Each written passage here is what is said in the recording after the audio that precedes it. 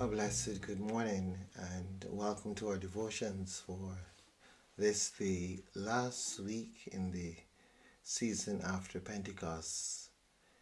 We have journeyed through this liturgical year, and in many ways I trust that we would have found new ways of being before God, new ways of understanding ourselves in this world, new ways of working with ourselves to bring about God's purpose in our lives.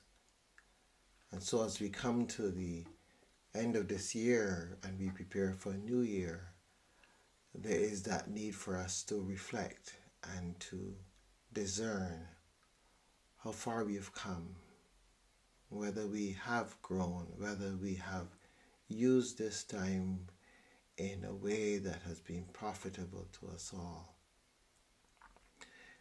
This week is, in a sense, a time of just looking back and discerning to what degree we have allowed the light to flow through and bring about a new day in our lives.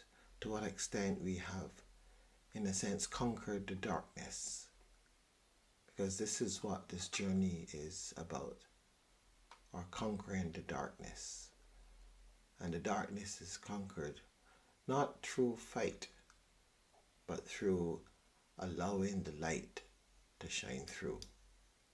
So here again we come into this space and we ask God's divine presence with us. We ask God to give us the courage to allow that light to shine through in all its radiance, in all its vitality, in all its life-giving power. We sit in meditation as we open our hearts. I invite us to imagine that we are sitting on a mountain, facing the rising sun.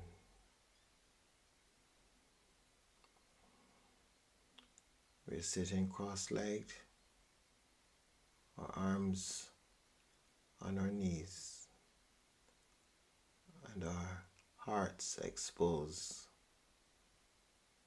to the divine light of the rising sun. We can feel the warmth of that sun piercing our heart space. And in response, we feel a sense of true gratitude for another day, another moment to give God thanks, to give God praise. So we come now, and as we come, we allow ourselves to just be present, to be still.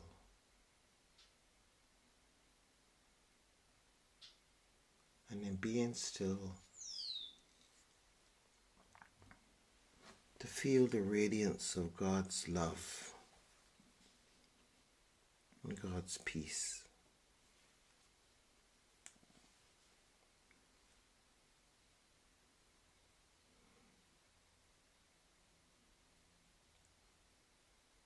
Here we are, in the blessedness of this new day. We are here. We are being filled once more with the radiance of God's love, being invited to receive and to allow it to sink deep within us, in order that it may enliven us so that we may become bearers of the light,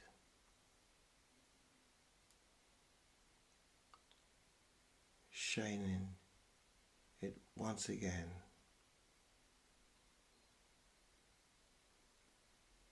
shining it back at the world.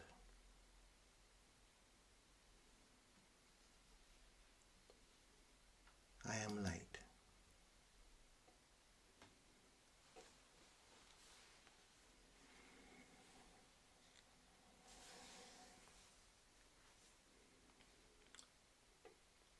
Someone came to Jesus and said, "Teacher,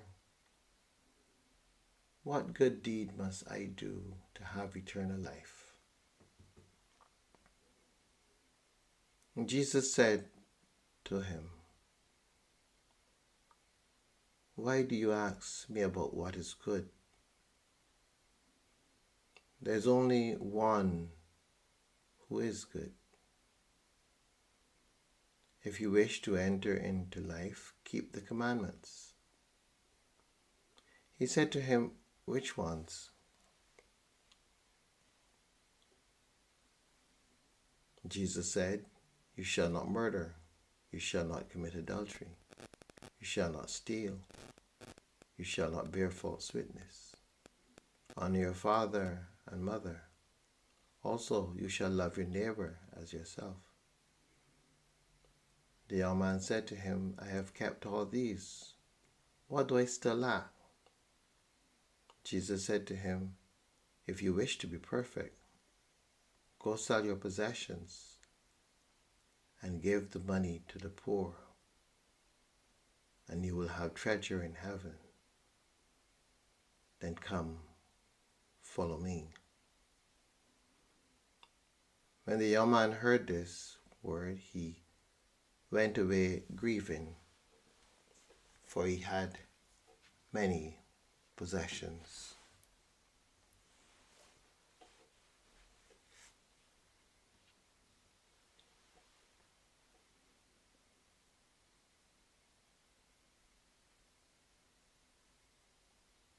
What is the Spirit saying to you in this moment?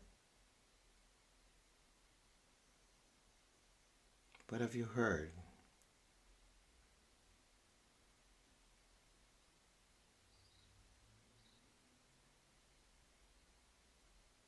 Are you that person?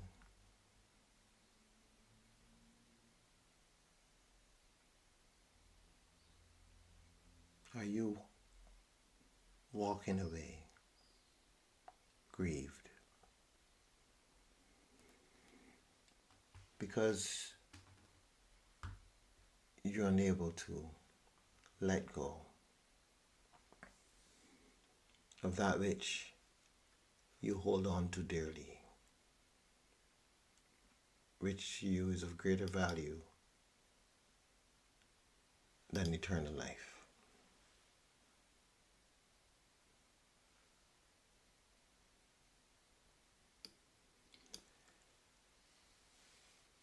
In these final moments of the liturgical year, as we are reminded as of old, what is the purpose of this journey?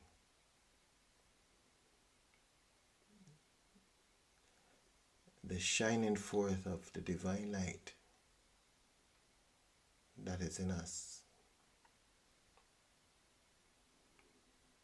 But in the shining forth of the divine light that is in us, there is that requirement for us to, in some way or the other, to be able to ensure that we clear out the darkness. We remove the darkness from within, the darkness that hampers the divine light from, in some way, bearing forth its radiance into the world.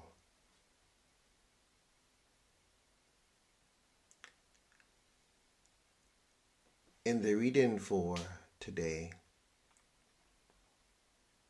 it's interesting that in speaking of the commandments that would help one in attaining eternal life,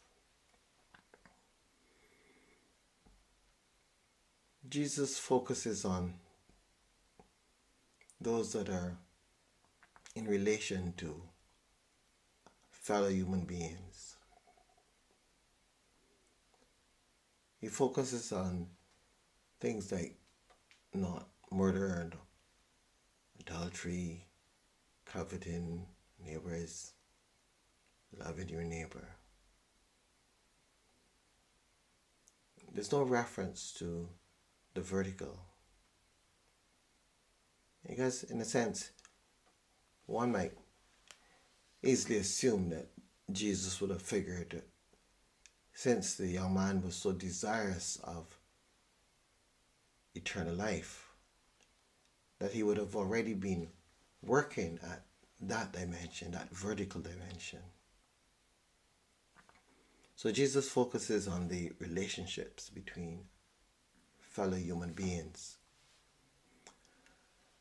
And the young man probably indicates that he has accomplished all of that. So then Jesus again reverts now to the vertical dimension. Clearly, there is something lacking in this young man. And since he seems to have got a clear understanding of the human relationships, or at least an understanding to the degree that he has, there's obviously something missing. And Jesus identifies that which is missing. His hold on his possessions appear to be stronger than his hold on the divine life, on the desire for eternal life. So he is unwilling to let go of his possessions. But there's also the dimension there that the wealth that he seems to possess would no doubt be a situation where, again, he has not fully grasped what it means to love one's neighbor. Because basically what Jesus indicates for him to do when he says, go sell your possessions and give to the poor, it's a dimension of loving one's neighbor, and it is also a dimension of showing one's desire for God and one's trust in God. So Jesus brings the vertical and the horizontal together in his instruction. Go and sell. In other words, in selling, you trust God. You trust that God will provide. In giving to the poor, you're loving your neighbor. At times, this is too much for us, and we walk away. But it always stands before us. At every turn, around every corner, we will be faced with the same challenge. How do I love God? How do I love my neighbor? It never goes away, because this is the journey. It's the journey of light.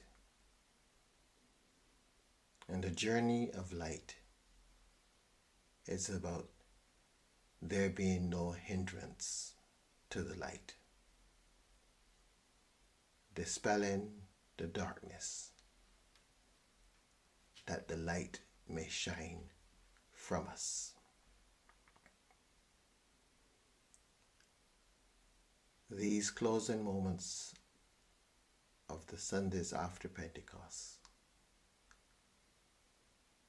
invite us to be nothing but light. We become that which we have received.